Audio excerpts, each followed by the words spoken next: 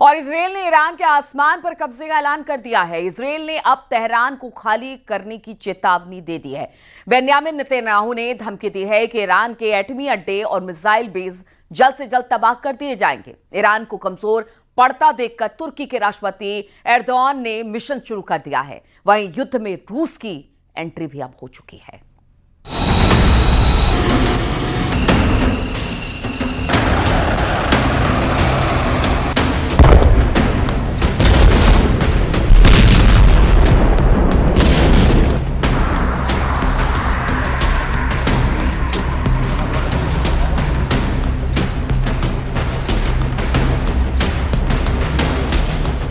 क्या इजराइल के हमले से ईरान अब नहीं बचेगा? क्या ईरान अमेरिकी हथियारों की मार नहीं झेल पाएगा? क्या ईरान को बचाने पुतिन जिनपिंग नहीं आएंगे? क्या एटम बम की जिद में एक देश मिट्टी में मिल जाएगा?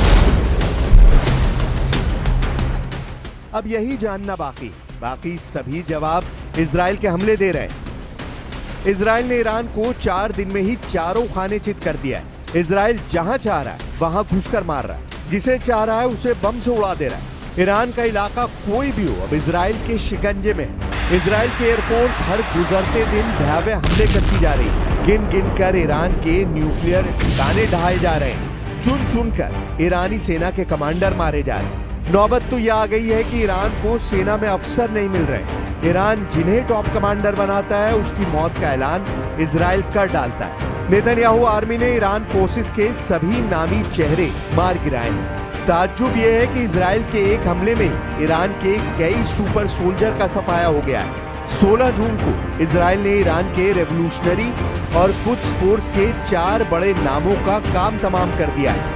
इजराइल डिफेंस फोर्स ने दावा किया है कि जंगी जेट से बमबारी कर ईरान रेवोल्यूशनरी गार्ड कॉर्प्स के इंटेलिजेंस चीफ मोहम्मद काज़मी को मौत के घाट उतार दिया गया है। उनके डिप्टी मोहम्मद हसन मुहक्किक, कुछ फोर्स इंटेलिजेंस के चीफ मोहसिन बकरी और उनके डिप्टी अबू अल फद्ल निकोवई को भी इजराइल ने बारूद से भूनकर भस्म कर दिया है। שינוי של כל המערכה. אנחנו בדרך להשיג את שני היעדים שלנו. חיסול האיום הגרעיני, חיסול האיום הטילאי. כשאנחנו שולטים בשמי טהרן, אנחנו פוגעים במטרות האלה, במטרות של המשטר.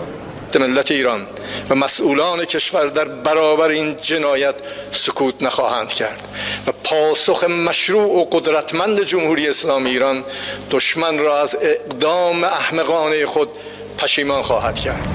ईरान की रेवोल्यूशनरी गार्ड से जुड़ी फारस न्यूज एजेंसी ने दावा किया है कि इजराइल ने मोबाइल फोन की लोकेशन ट्रैकिंग तकनीक के इस्तेमाल से सटीक हमले अंजाम दिए हैं।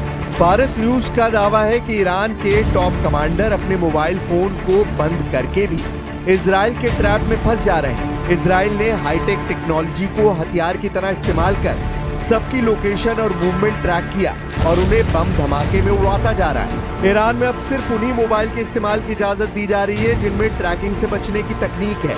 इजराइल ने युद्ध को तकनीक के दम से एक तरफा बना लिया है। उधर ईरान युद्ध में जीत के लिए एटमी हमले की तैयारी शुरू कर चुका है। ईरान के इस रुख का पता उसके परमाणु अप्रसार संधि से अलग होने के ऐलान से हुआ है। ईरान के विदेश मंत्रालय के प्रवक्ता इस्माइल बागेई ने बताया है कि संसद में एनपीटी से बाहर निकलने के लिए बिल बनाया जा रहा है। حتما با توجه به تحولات ما تصمیم مقتضی رو خواهیم گرفت. ما در ارتباط نزدیک با مجلس شورای اسلامی هستیم و قاعدتاً تصمیم هایی که مجلس شورای اسلامی بگیره طبق قانون برای دولت جمهوری اسلامی ایران لازم الاجراست. البته طرحهایی که الان اشاره کردید در حال تدوین هست و حتما در روند تدوین هماهنگی‌های لازم رو با مجلس محترم خواهیم داشت. ईरान के इस कदम को समझना क्या मुश्किल है। खामनेई ने परमाणु अप्रसार संधि को खारिज कर दिया है। संधि से अलग होते ही ईरान खुलेआम परमाणु हथियार विकसित कर सकेगा। ईरान पर लगी यूरेनियम संवर्धन की रोक बेमानी हो जाएगी। ईरान के एटमी प्रोग्राम पर IAEA की निगरानी भी खत्म हो जाएगी। ईरान ने एटम बम बनाया तो खाड़ी देशों में एटम बम बनाने की रेस शुरू होगी। इसके साथ ही ईरान सबसे पहले परमाणु धमाके से दुश्मनों को जवाब देगा। मतलब जिस युद्ध की शुरुआत ईरान को एटम बम बनाने से रोकने के लिए हुई, जिस युद्ध को इजराइल ने ईरान के एटमी अड्डों की तबाही के लिए शुरू किया, जिस युद्ध से ईरान के बैलिस्टिक मिसाइल जखीरे की बर्बादी तय की जा रही है, वही युद्ध एटमी युद्ध बनता जा रहा है। इजराइल जिस तरह ईरान के न्यूक्लियर अड्डे दहला रहा है, इजराइल ने जिस तरह ईरान के शहरों को जलाया है, उससे ईरान का सब्र जवाब देता जा रहा है। ईरान अपनी जान बचाने के लिए परमाणु बम का धमाका करने पर मजबूर होता जा रहा है। ईरान की न्यूक्लियर मिसाइलों का टारगेट तेल अवीव ही नहीं, खाड़ी के कई मुल्क बन सकते हैं। इसका सिग्नल लाविजान के बंकर से मिलने लगा है, वही सुपर सीक्रेट बंकर जहां ईरान का वॉर हेडक्वार्टर है। इजराइल के भीषण हमलों के बीच सुप्रीम लीडर अली खामनेई ने लाविजान बंकर को ठिकाना बना लिया है। लाविजान बंकर तेहरान में सुप्रीम लीडर के आधिकारिक आवास के करीब 16 किलोमीटर दूर है। इस बंकर की निगरानी ईरान की सेना करती है। यहाँ पर मिसाइल गिराना आसान नहीं है। लाविजान में ही ईरान के जमीनी सेना का मुख्यालय है और यहीं से पूरी जंग की मॉनिटरिंग की जा रही है। ग्लोबल सिक्योरिटी ऑर्गेनाइजेशन के मुताबिक लाविजान में ही मिसाइल प्रोडक्शन का सबसे बड़ा कारखाना है। लाविजान में ही ईरान की यूरेनियम साइट है जो अंडरग्राउंड बंकर में बनाई गई है। एजेंसी के मुताबिक इसे सबसे ज्यादा सुरक्षित यूरेनियम ठिकाना माना जाता है। अगर लाविजान में हमला होता है तो न्यूक्लियर रेडिएशन का खतरा बढ़ जाएगा।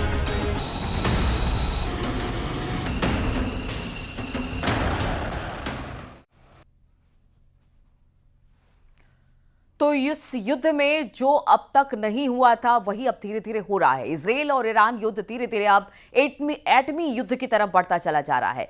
नेतन्याहू की जिद और ईरान के बदले की कार्रवाई धीरे धीरे और उग्र होती चली जा रही है। हालांकि कुछ देश ऐसे भी हैं जो एटमी युद्ध की आशंका को टालने में लगे हैं, जिसे लेकर बैठकों का दौर लगातार जारी है। तो मध्यस्थों के जरिए संदेश भी भेजे जा रहे हैं।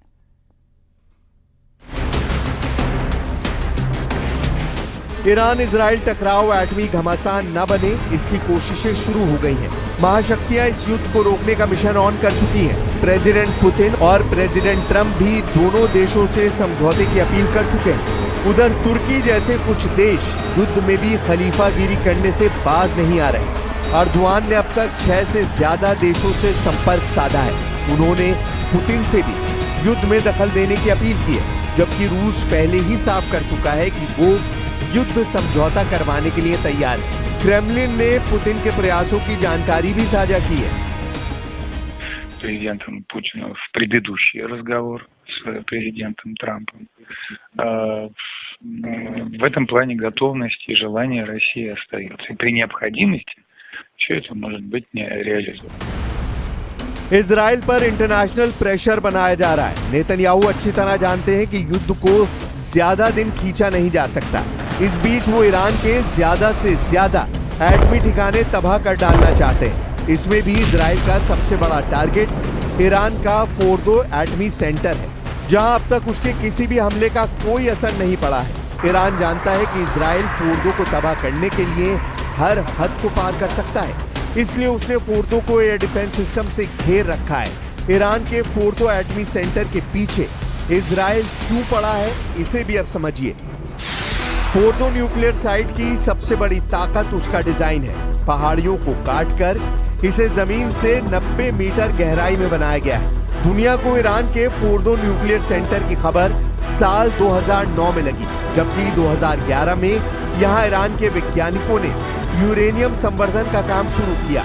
ईरान को परमाणु बम बनाने के लिए 90% शुद्ध यूरेनियम चाहिए। वो इसी एटमी प्रयोगशाला में तैयार हो रहा है। इजराइल ने अब तक जितने भी हथियार इस्तेमाल किए हैं, उसने फोर्दो एटमी सेंटर को 1 इंच का भी नुकसान नहीं हुआ है। इसकी पुष्टि IAEA चीफ राफेल ग्रोसी ने कर दी है। No damage has been seen at the site of the Fordo fuel enrichment plant or at the Condab heavy water reactor, which is under construction.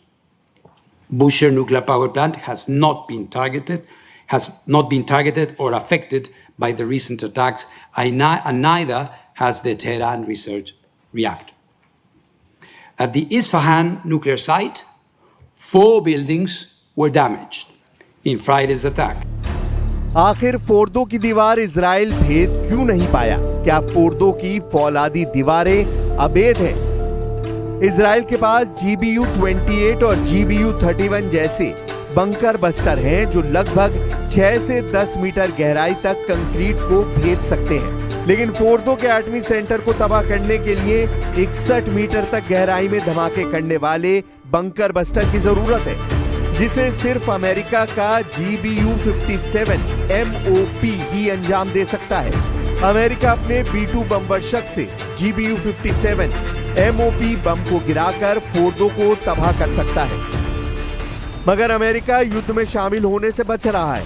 Trump धमकियों से काम चला रहे हैं। ट्रंप चाहते हैं कि इजराइल के हमले से डरकर ईरान उनसे फौरन एटमी डील साइन कर ले, जिसके हालात फिलहाल तो बनते दिख नहीं रहे। ईरान जंग में डटा हुआ है, मजबूती से पलटवार भी कर रहा है। सुप्रीम लीडर अली खामनेई को चीन और रूस से पूरी मदद का भरोसा भी मिला है।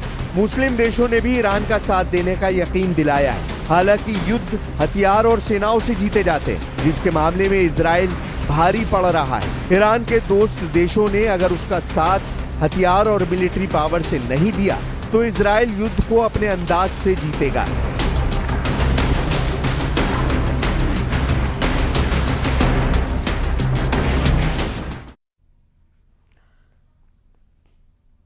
तो इजराइल लगातार ईरान पर हमले कर रहा है। हाइफा और तेल अवीव पर हमले के बाद नेतन्याहू आग बबूला है। वहीं ईरान के सर्वोच्च नेता अली खामेनेई ने कहा कि यह जंग इजराइल ने शुरू की, लेकिन इसे खत्म ईरान करेगा। कुछ ही देर में इजराइल को फिर से टारगेट बनाने की तैयारी एक बार से फिर से ईरान ने शुरू कर दी है।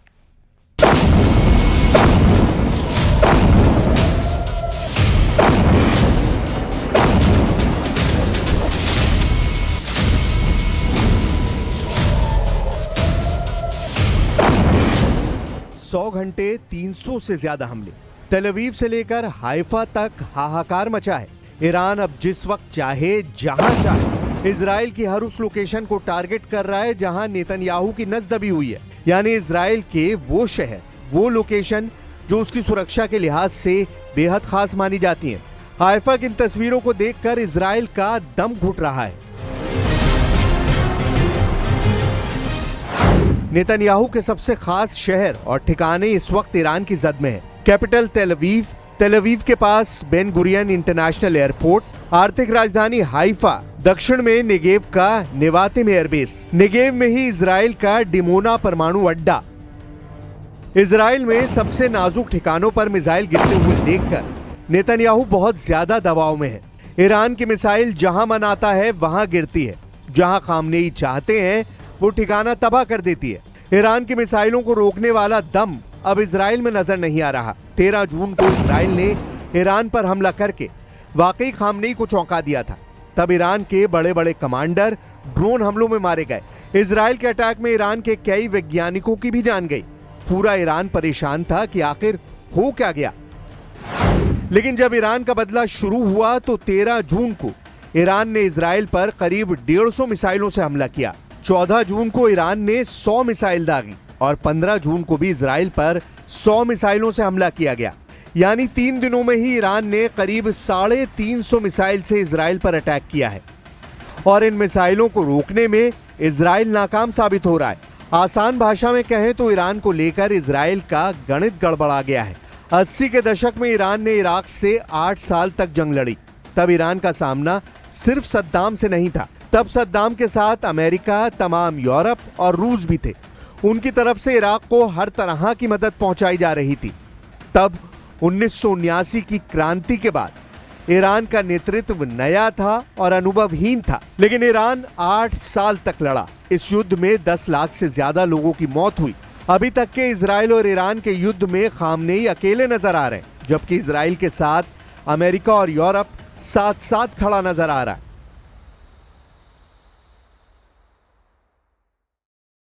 Well, I hope there's going to be a deal.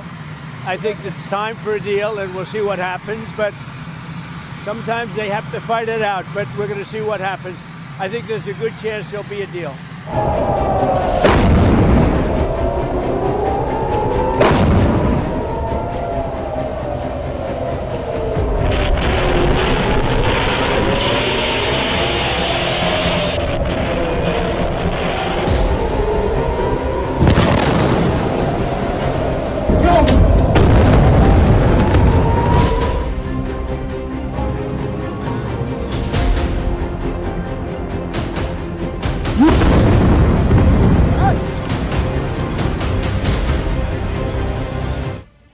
Haifa, तेल अवीव और बाकी शहरों में शुरुआती दिनों के हमलों की तस्वीरें पूरी दुनिया तक पहुंच रही हैं। शुरुआत के 3-4 दिनों में ईरान ने इजराइल और उसके साथी देशों की गलतफहमी बहुत हद तक दूर कर दी है। ईरान के मिसाइल अब इजराइल को आंख झपकाने का मौका भी नहीं दे रही है। यही वजह है कि बड़ा सवाल ये भी है कि इजराइल का मिसाइल डिफेंस काम क्यों नहीं कर रहा।